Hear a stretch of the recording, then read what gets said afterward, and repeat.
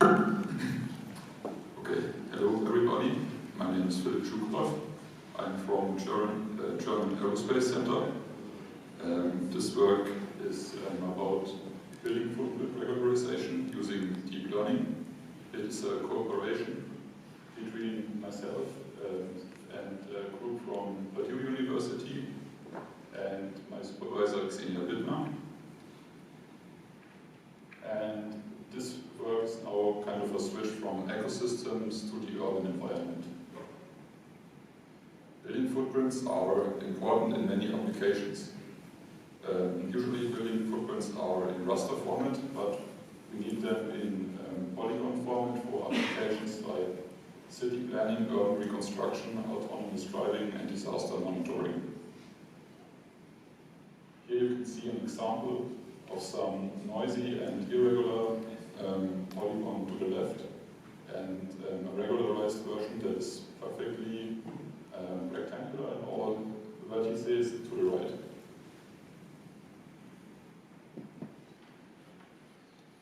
The objective of this goal is to achieve perfectly regularized building polygons with clearly rectangular shapes, and therefore we introduce binary orientation learning, which helps in predicting one important angle in that process. We emphasize not only the accuracy of the method, but also the efficiency in comparison to existing methods. Therefore, I'd like to start with the related work. One important work is that of Lee et al. In 2019, where the building footprints were regularized by first predicting the main orientation angle, which was used to align the polygon with the x and y axis, and then computing the densities along the x and y axis, and then taking the maximum that angle with the maximum density.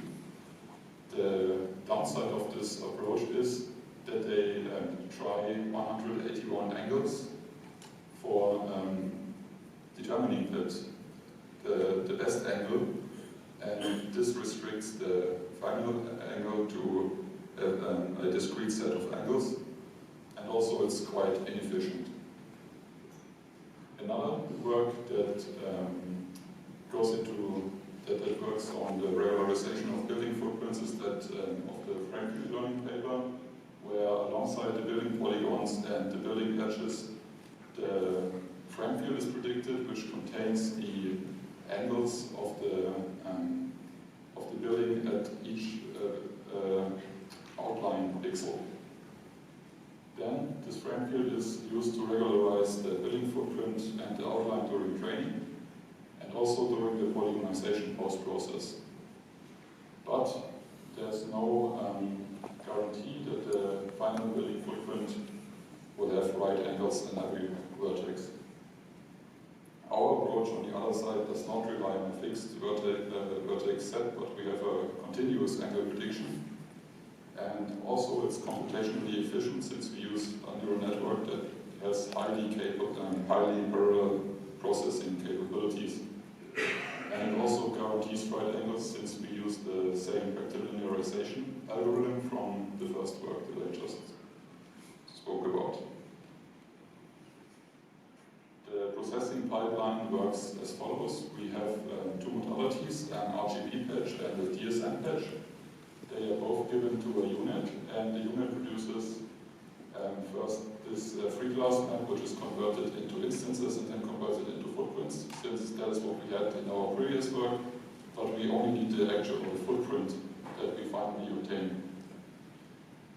Then there will be a vectorization step with some preliminary simplification of the polygons, and then we do the primary orientation learning alongside the rectilinearization algorithm that helps achieve the regularized building polygon. The architecture of the unit we use is built in two streams. In the encoder part, there's one encoder for the RGB data and one encoder for the DSM data. And then at each level of resolution,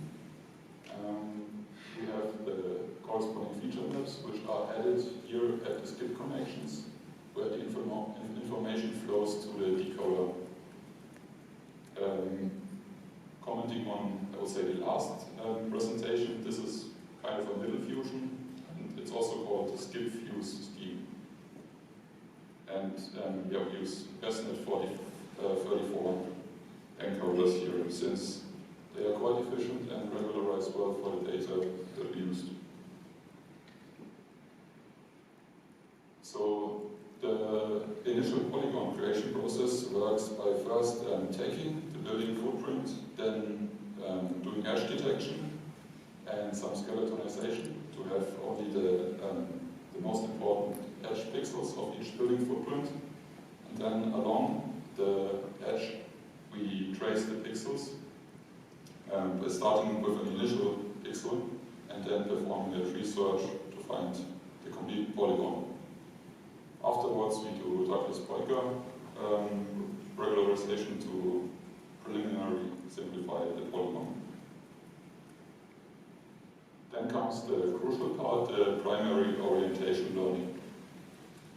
We assume that there are two important orientations. The first is the primary orientation, and the second is the secondary orientation, which is just a 90-degree rotated angle.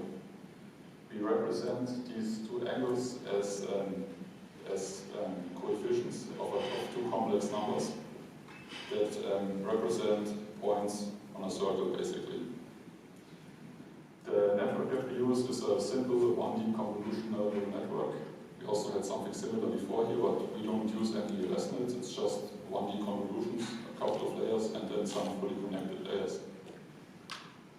So, for example, here we have 128 parallel samples that we can process on our computer architecture. So that's 128 buildings. The output is then 128 times 4, so 4 coefficients of two complex numbers. These complex numbers are then the coefficients of a complex polynomial, the f of z, which is exactly 0 if the coefficients are correct. And the primary orientation angle is inserted, or also the secondary orientation angle is inserted. Here the data set we annotated. We took just from a large database, we took the building polygons, and we took for each polygon the longest side length. And then we took the angle with the positive x-axis of that side length, with the longest side length, and this is our ground truth angle then for the training process. To make the network more robust, we rotated the polygons and adjusted the ground truth angle accordingly, and also we rescaled all of the polygons to a unit size, which simplifies the process, and this can of course easily also be done at any time during inference. So it is very helpful in improving the results. Then we have two loss functions for the training, which are mean squared errors.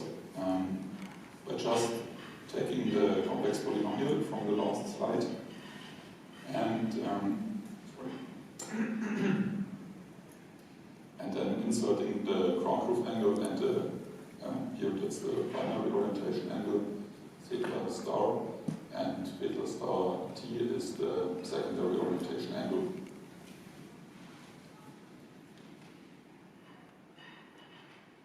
Afterwards follows the rectilinearization algorithm. We first rotate the initial polygon by the angle that we just predicted with the neural network. And then we select some line of the polygon iteratively. And then we take, what we do is we take the vertices on the start and the vertice in the end. And we take the x-axis of one and the y-axis of the y component of the other. And this leaves us with two candidates. And then we always take the outside candidate and remove the other one. Doing this iteratively leaves us with the rectilinear polygon. For experiments, we took a data set of buildings from various cities in Germany and also Colombia. And split the data into training, validation, and test to have to evaluate really the generalization capabilities. And the validation we took really to tune the model. And yeah, the training data then contains very many different shapes of building polygons. Here you can see our test area in Braunschweig. This is from an actual project that we have at DLR. And here you can see both image and DSM and also the footprint. It mostly contains simple buildings that are right-angled. For the quantitative evaluation, we took the intersection over union, the precision we call an F1, and then to evaluate the efficiency, we took the processing time, and for completeness, we also included the training time, and then for evaluating the accuracy of the angle prediction method, we used the angular error. And what we observe is that qualitatively, the baseline method and our POL are pretty similar, and so quality is equal, but in inference time we have about a factor of 30 better. You can also consider training time a downside of our method, but it's only 1.5 hours once only, so it's quite low in comparison to other training times that we observe in deep learning, for example, foundation models. Here's a visual example. We have some yellow boxes around examples where there is the predicted polygon in red and the ground truth polygon in green, and both are matching almost perfectly from our method and the ground truth. Then you can also see in the ground truth that there are some false positive annotations which have a negative effect on the quantitative metrics, on the metrics.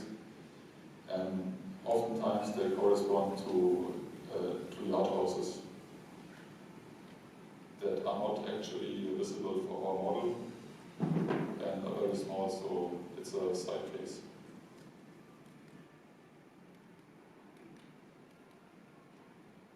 In this case, we can see that both the baseline method and our method can make a rounded angle in the initial polygon to a very sharp 90-degree angle in the green box.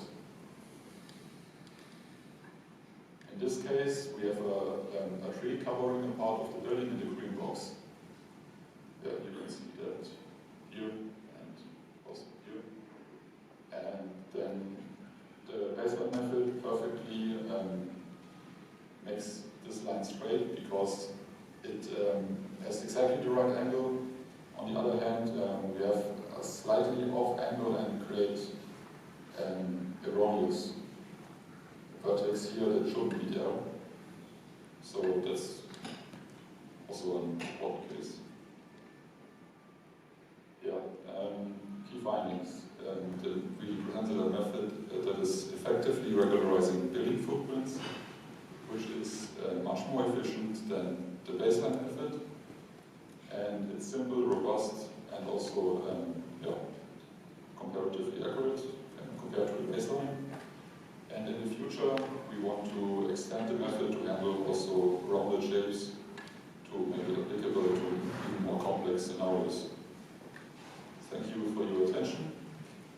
Thank you so much. We have time for one more questions.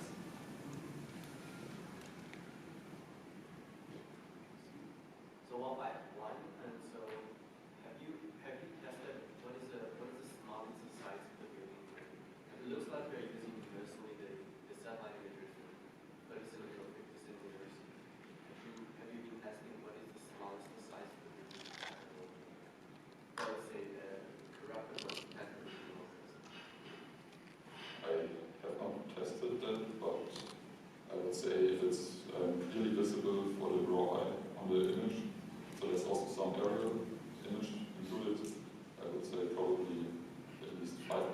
pixels or so. And probably a bit larger, so it can be clearly detected as a building. So up to 10 pixels, so roughly